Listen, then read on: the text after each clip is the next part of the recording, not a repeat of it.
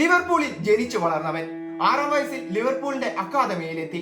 അക്കാദമിയിലെ മികച്ച പ്രകടനം ലിവർപൂളിന്റെ അണ്ടർ-16, 18 ടീമുകളുടെ ക്യാപ്റ്റനിലേക്കും എത്തിച്ചു. 2016-ൽ ലിവർപൂളിൽ തന്നെ സീനിയർ കരിയർ തുടങ്ങി.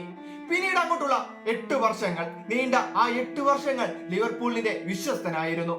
അയാളുടെ സിരകളിൽ ലിവർപൂളിന്റെ ചുവന്ന രക്തം തന്നെയായിരുന്നു ഓടിക്കൊണ്ടിരുന്നത്.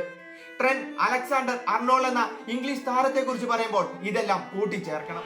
Nicely done by Liverpool again. The ball works its way to Alexander Arnold. എന്നാൽ അലക്സാണ്ടർ ലിവർപൂൾ വിടാൻ ഒരുങ്ങുകയാണെന്ന്. അടുത്ത സീസണിൽ റയൽ മാഡ്രിഡിന്റെ തൂവെള്ള കുപ്പായത്തിലായിരിക്കും കാണുക എന്നത് ഏറെക്കുറെ ഉറപ്പായിരിക്കുന്നു. ട്രെന്റിന് പുറകെ റയൽ മാഡ്രിഡ് കൂടിയിട്ട് കുറച്ചധികം കാലമായിരിക്കുന്നു. കഴിഞ്ഞ ഡിസംബറിൽ റയൽ മാഡ്രിഡിൽ താരത്തെ എത്തിക്കാനുള്ള പ്രവൃത്തികൾ നടന്നെങ്കിലും ലിവർപൂൾ താരത്തെ വിട്ടുകൊടുത്തില്ല. അലക്സാണ്ടർ ലിവർപൂൾ വിടുമെന്നത് പരസ്യമായ രഹസ്യമായിരുന്നു.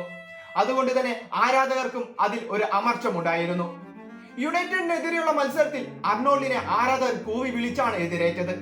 അർണോൾഡ് ക്ലബ് വിടുന്നതിന്റെ അമർഷം അവർ പ്രകടിപ്പിച്ചുകൊണ്ടിരുന്നു. മുൻ താരങ്ങളിൽ പലരും ഇതിൽ നീരസം പ്രകടിപ്പിച്ചിട്ടുണ്ട്.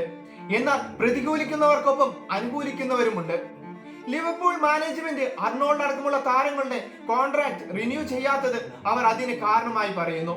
റയലിലാണെങ്കിൽ പെരസിന്റെ ദീർഘവീക്ഷണത്തിലുള്ള ഒരു ടീമിനെയാണ് ബിൽഡ് ചെയ്തുകൊണ്ടിരിക്കുന്നത്. 33-കാരൻ കാർവഹാലിനും 34-കാരൻ ലൂക്കസ് വാസ്കസിനും ഒരു പകരക്കാരനെ ടീമിലെത്തിക്കാൻ സമയമായി എന്നയാൾ മനസ്സിലാക്കിയിരിക്കുന്നു. റയലിന്റെ കളിശൈലിയിൽ ആ പൊസിഷനിൽ അർണോൾഡ് അല്ലാതെ മറ്റൊരു താരവും ഇന്ന് ലോക ഫുട്ബോളിൽ ഇല്ല.